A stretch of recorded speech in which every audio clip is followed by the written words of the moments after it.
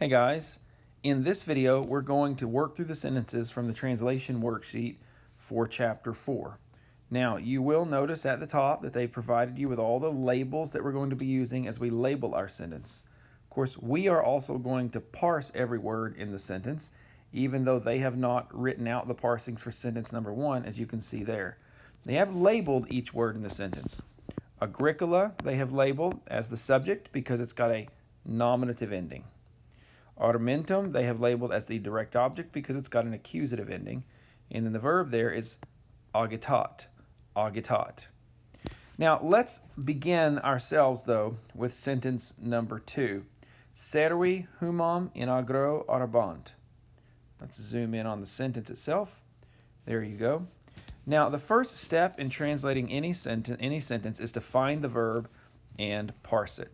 Well, our verb is right here at the end of the sentence, arabant. So let's focus on arabant and see if we can't parse this correctly. We can see here our ending, bont. That tells us immediately that we have an imperfect tense verb because this comes from bom, bos, bot, bomus, botus, bont. So I can go ahead and write IMP at the end for imperfect. And then because it's in the second column, we'll label it as plural. Because it's on the third row, we'll label it as third person plural.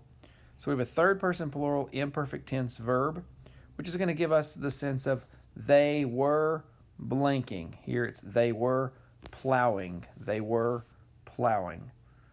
Now our next step is going to be to parse every other word in the sentence that we can parse. And we can parse our nouns. We have 3 nouns in this particular sentence. Servi, humum, and agro. So let's start off with servi. You can see right away that we have a long I for the ending. That's going to come from our second declension endings. Us, e, o, e, orum, is, os, is. Now it could be genitive singular. It could be that first us, e, or it could be nominative plural, e, orum, is, os, is. And we're going to guess here that it's nominative plural because our verb was third person plural. And we need a plural subject to match our verb. So nominative and plural, and it is, of course, masculine.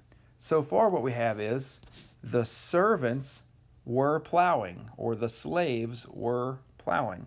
Now we'll move on to the next noun in our sentence, humum, humum. We go to parse this particular noun. You'll notice here the ending from us, e, o, So we're going to label it as accusative and singular, and it is also masculine.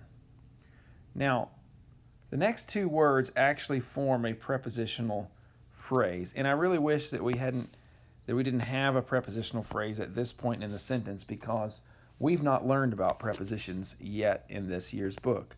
But the word in here is indeed a preposition, and it's easy to remember because it just means in. So we're going to label it as a preposition. You can't parse it.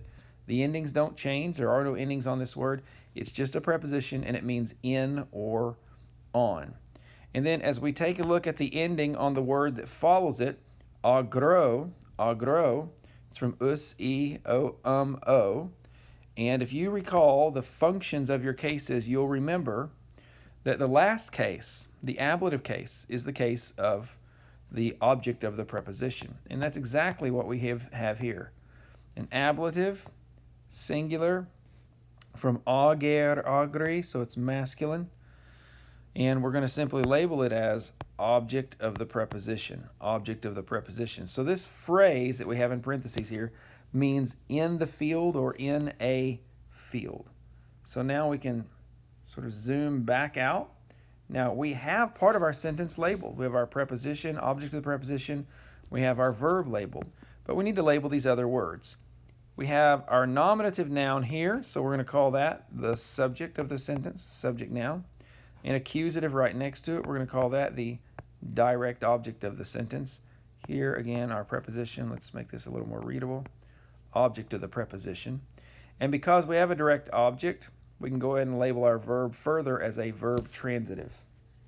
So everything is labeled. We should, if we know the meanings of the words, be able to translate the sentence. We have the servants, or the slaves. We'll write slaves. The slaves were plowing. Let's see here.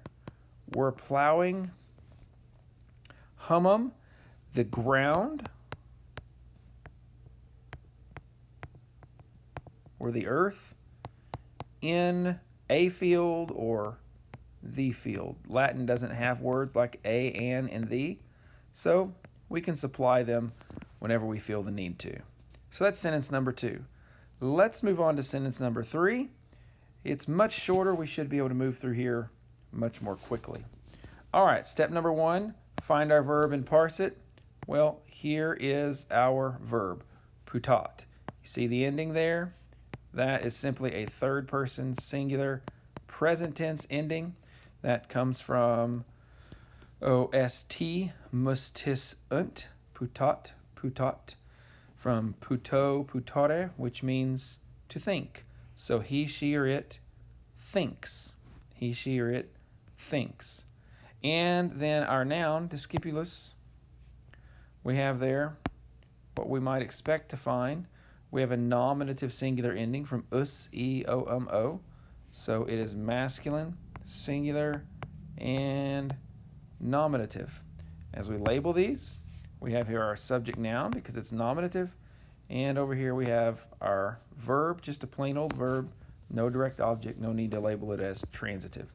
So as we translate this sentence, discipulus, which means student, is our subject, and then our verb means he, she, or it thinks. So it's just the or a student thinks. Pardon my bad handwriting. The student thinks. All right, moving on to our last sentence, number 4. Let's see if we can see the whole sentence together. Discipuli ad ludum ambulabant. Discipuli ad ludum ambulabant. Once again, step number 1, find our verb and parse it. You may have noticed a pattern. Our verbs tend to be at the end of the sentence in Latin. They don't have to be. But here we look to the end of the sentence, and we see a verb ending. Bunt, bunt. Now this particular verb, when we parse it with that ending from bo, bis, bit, bimis, bitus, bunt, is going to be third person plural. And it is future tense from the verb ambulare. So it means they will walk. They will walk. We can go ahead and label it as our verb. Now we move on to the next step. We're going to find all of our nouns and parse them. We have 2 nouns, discipuli and ludum. Discipuli and ludum.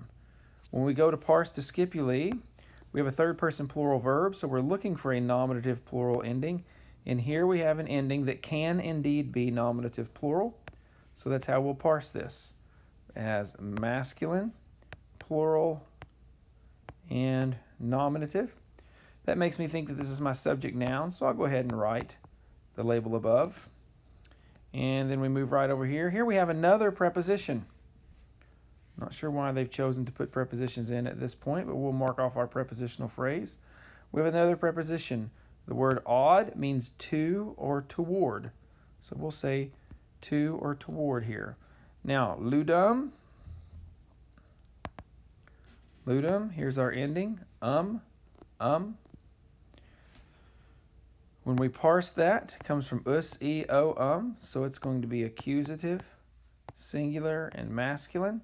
That might throw you for a loop because you're used to seeing the accusative used for the direct object. But when an accusative word follows a preposition, it's the object of the preposition. And that's exactly what we have here. So we have our verb, our subject, odd as a preposition, ludum as the object of the preposition. And now we should be able to translate our sentence, provided that we know what all the words mean. So the students, there's our subject, students, we'll just say students. Ambulabant, will walk. You might think, what happened to the word they? You don't need the word they when you have a subject expressed like students. So students will walk to school, or to the school, or to a school.